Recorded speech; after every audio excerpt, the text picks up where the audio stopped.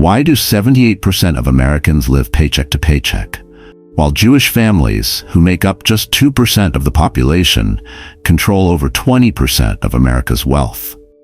It's not about religion, connections, or some conspiracy. It's because Jewish scholars identified the exact behaviors that created poverty over 2,000 years ago, and most Americans are still making these same wealth-destroying mistakes every single day. Today I'm revealing the 5 specific poverty traps that Jewish monetary law warns against. Behaviors so common that 95% of Americans don't even realize they're doing them. These aren't vague principles. They're precise financial mistakes that guarantee you'll stay broke no matter how hard you work. The 5th trap is so devastating that it affects 9 out of 10 American households. Yet breaking this one habit alone could transform your financial life within 12 months. If you've ever wondered why you work hard but never get ahead, comment "break the cycle" below. Let me start with the poverty trap that destroys more wealth than any recession. Trap number 1. Living for today. The first poverty trap that Jewish law specifically warns against is living for today, instead of building for tomorrow. This sounds simple, but it's the single biggest reason why Americans work harder each year but never seem to get ahead financially. We've been programmed to consume our income immediately, rather than treating it as seed money for future wealth. Most Americans get their paycheck and immediately think about what they can buy. New clothes, restaurant meals, entertainment, gadgets. They treat their income like it's supposed to disappear, not grow. Jewish families think completely differently. They see every dollar as a choice between temporary pleasure today and permanent prosperity tomorrow. Here's the brutal truth.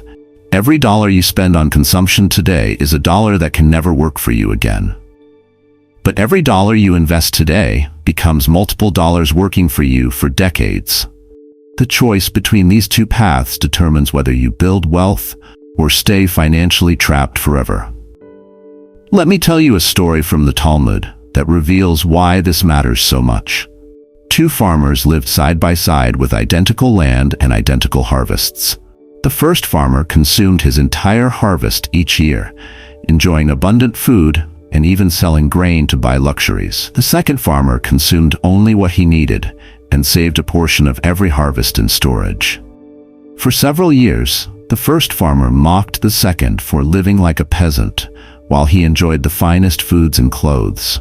But when a drought struck that destroyed both their crops, everything changed.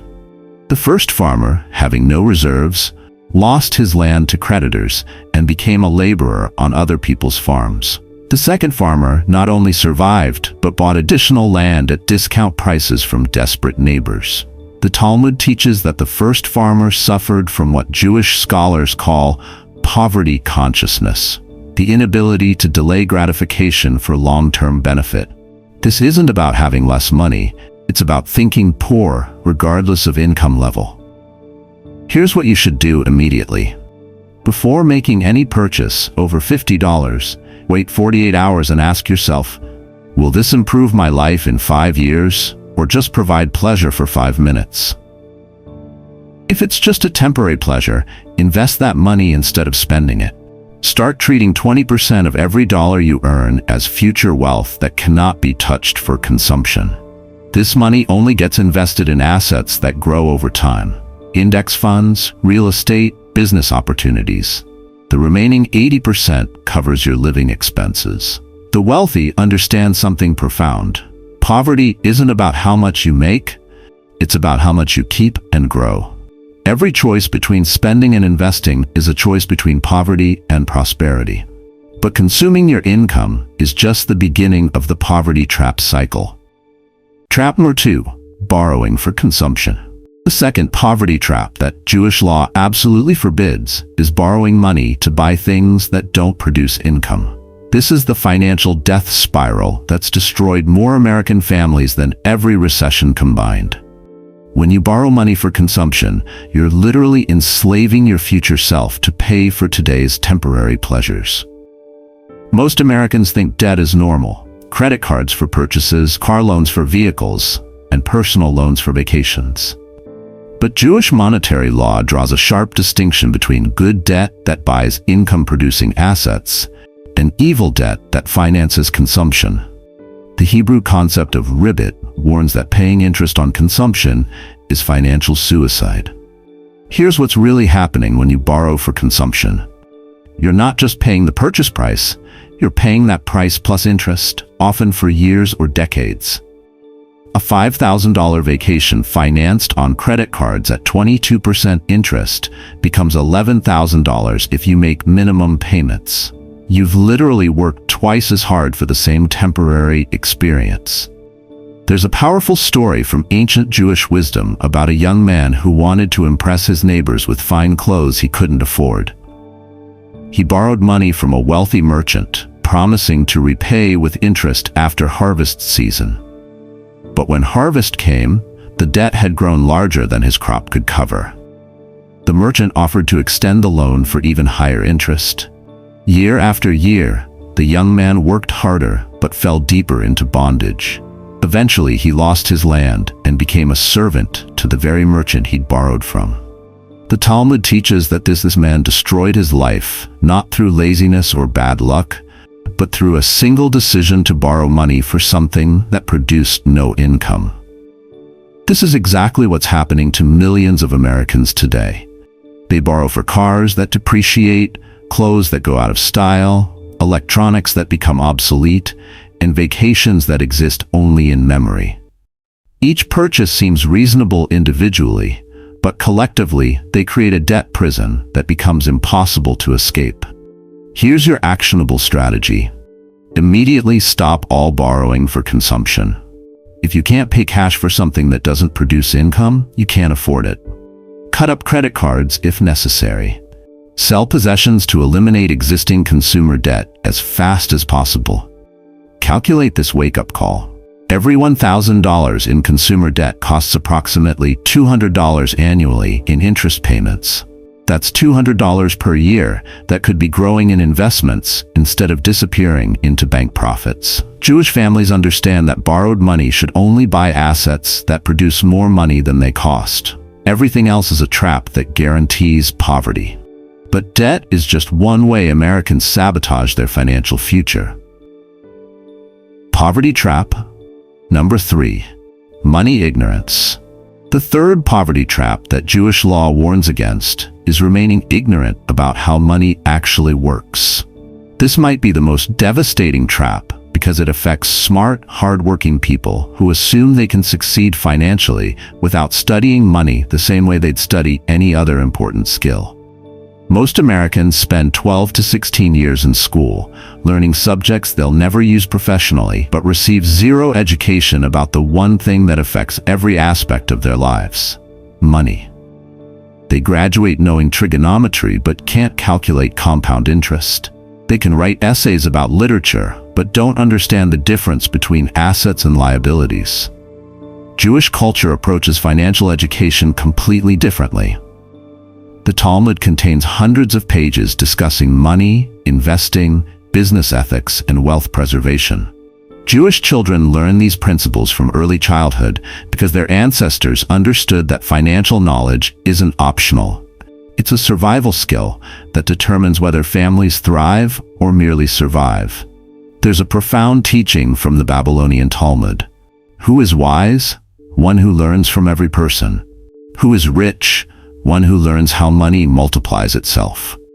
The rabbis understood that wealth isn't about working harder, it's about understanding how money works and applying that knowledge consistently.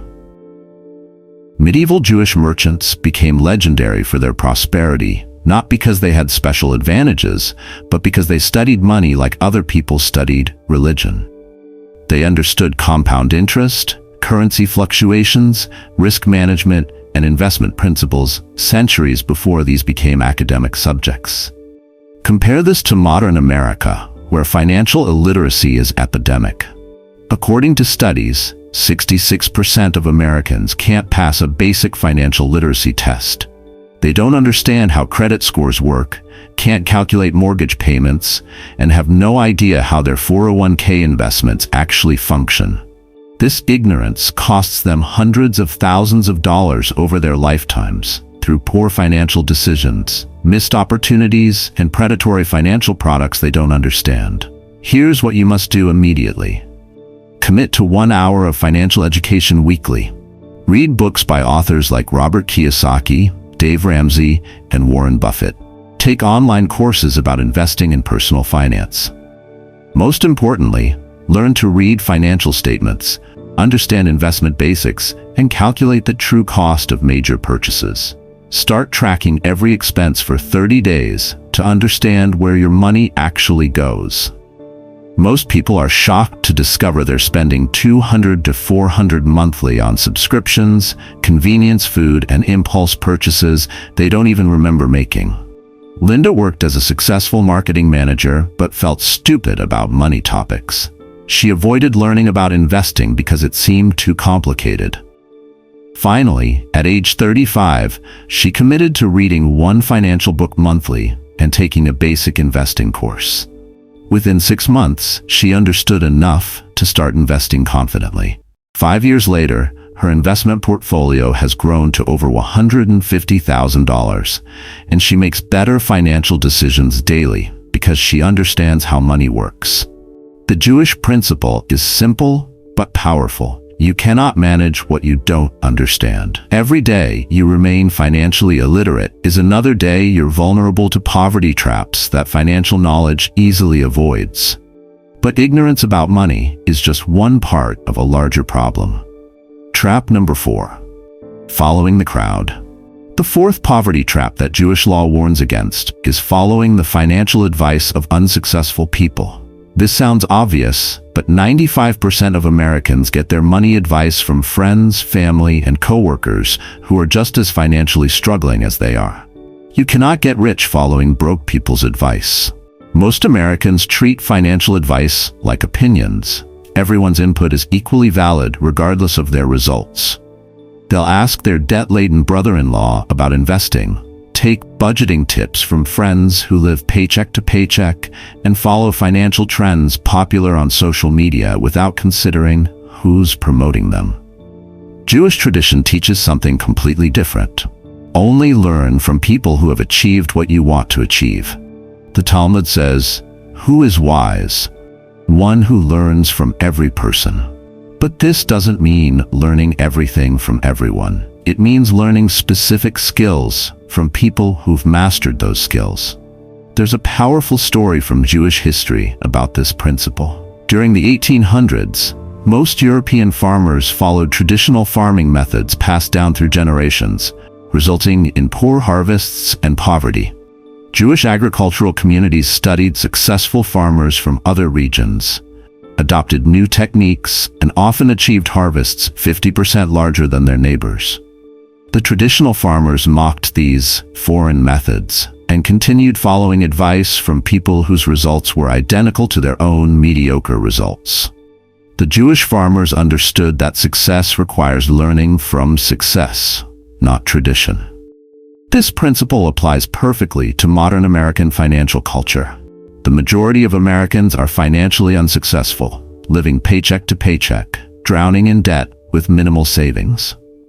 Yet, they constantly give each other financial advice and follow popular financial trends promoted by people in similar situations. Warren Buffett learned this lesson early when he studied under Benjamin Graham, a Jewish professor who had achieved extraordinary investment results. Buffett didn't follow popular investment advice or learn from average investors. He sought out someone who had the results he wanted and learned their exact methods. Here's what you must do immediately. Audit everyone who gives you financial advice. Do they have the financial results you want? If someone is broke, stressed about money, or living paycheck to paycheck, their financial advice is worthless regardless of how confident they sound. Instead, study successful investors, read books by wealthy authors, and learn from people who've built the kind of wealth you want. This might mean your family and friends' advice becomes irrelevant, but that's the price of breaking free from poverty thinking. Stop following financial trends just because they're popular. The majority of people are financially unsuccessful, so the majority of financial behavior leads to majority financial results, barely getting by. Kevin spent years following financial advice from his parents and friends, all of whom struggled with money. They told him investing was too risky, that rich people got lucky, and that saving money in bank accounts was safe. After 5 years of following their advice, he had $3,000 in savings and felt financially hopeless. When he started learning from financially successful people through books and courses, everything changed. He discovered that safe savings accounts were actually losing money to inflation, that calculated investing was less risky than staying broke, and that wealthy people followed completely different principles than broke people taught. But following the crowd is just one manifestation of the deepest poverty trap of all. Trap number 5, the scarcity mindset. The fifth and most devastating poverty trap is the scarcity mindset. The deep belief that there's not enough money to go around, that wealth is somehow immoral, and that financial success requires taking from others. This fear-based thinking creates self-sabotaging behaviors that guarantee poverty even when opportunities for wealth are everywhere. Most Americans have been programmed to think about money through fear. I can't afford that. Rich people are greedy. Money is the root of all evil, and there's not enough for everyone. This scarcity of thinking creates a mental prison that makes wealth psychologically impossible before it becomes financially impossible. Jewish culture approaches wealth completely differently. Rather than seeing money as scarce or evil, Jewish tradition views wealth as a tool for good and a responsibility to be stewarded wisely. The Hebrew concept of tikkun olam, repairing the world, teaches that prosperity allows you to help others and improve society. There's a beautiful story from Jewish tradition about Abraham, who became wealthy not by hoarding resources, but by being generous and creating value for others. When strangers appeared at his tent, Abraham provided elaborate hospitality despite living in the desert where resources were truly scarce. His abundance mindset attracted more opportunities, partnerships, and blessings that multiplied his wealth exponentially. Abraham understood something profound. Wealth flows toward people who think abundantly and away from people who think scarcely. When you believe there's plenty for everyone, you make decisions that create more. When you believe there's not enough, you make decisions that ensure scarcity becomes your reality. The scarcity mindset shows up in specific behaviors that guarantee poverty. Refusing to invest because it might not work, avoiding business opportunities because they're too risky, staying in low-paying jobs because other options are uncertain, and believing that financial success requires luck rather than strategy. Maimonides, the great Jewish philosopher, created a hierarchy of charity that reveals abundant thinking. The highest form of giving isn't just donating money, it's helping someone become self-sufficient so they can help others. This creates expanding circles of prosperity rather than temporary relief. Here's what you must do to break free from scarcity thinking. Change, I can't afford it, to how can I afford it? This simple shift transforms your brain from problem-focused to solution-focused. Instead of accepting limitations, you start seeking opportunities. Start giving money away while building wealth. This sounds counterintuitive, but giving proves to your subconscious mind that you have enough to share, which opens your awareness to more opportunities for earning. Study wealthy people's biographies and discover that most created value for millions of others. Bill Gates made computers accessible, Warren Buffett helped millions invest successfully, and Jeff Bezos made shopping more convenient. Their wealth came from serving others abundantly, not from taking from others. Sandra grew up believing rich people are selfish and money corrupts good people. These beliefs kept her in low-paying social work jobs despite her talents. When she shifted to abundance thinking and realized wealth could amplify her ability to help others, she started a consulting business that tripled her income while helping nonprofits become more effective. The truth that changes everything. Wealth isn't about taking from a limited pie, It's about making the pie bigger for everyone. These 5 poverty traps, living for today, borrowing for consumption, money ignorance, following broke people's advice, and scarcity thinking, have destroyed more American dreams than every recession combined. But here's the beautiful truth. They're all choices, not circumstances. Every wealthy person you admire once faced these same traps. The difference is they recognized them as traps and made different choices. Jewish families have been breaking these poverty cycles for thousands of years using the same principles I've shared with you today. This week, identify which poverty trap controls your life most strongly. Are you living paycheck to paycheck, drowning in consumer debt, avoiding financial education, taking advice from struggling people, thinking scarcely about money? Pick your biggest trap and take one specific action to break free starting today. Comment wealth mindset. If you're ready to think like families who build generational prosperity instead of paycheck to paycheck survival. And if you want to see the specific wealth building strategies that Jewish families use once they've eliminated these poverty traps, let me know below. Your financial situation isn't permanent, it's just your current address. These ancient laws have helped millions of families move from poverty to prosperity across 3,000 years. The question isn't whether they work. The question is, are you ready to stop making excuses and start making changes?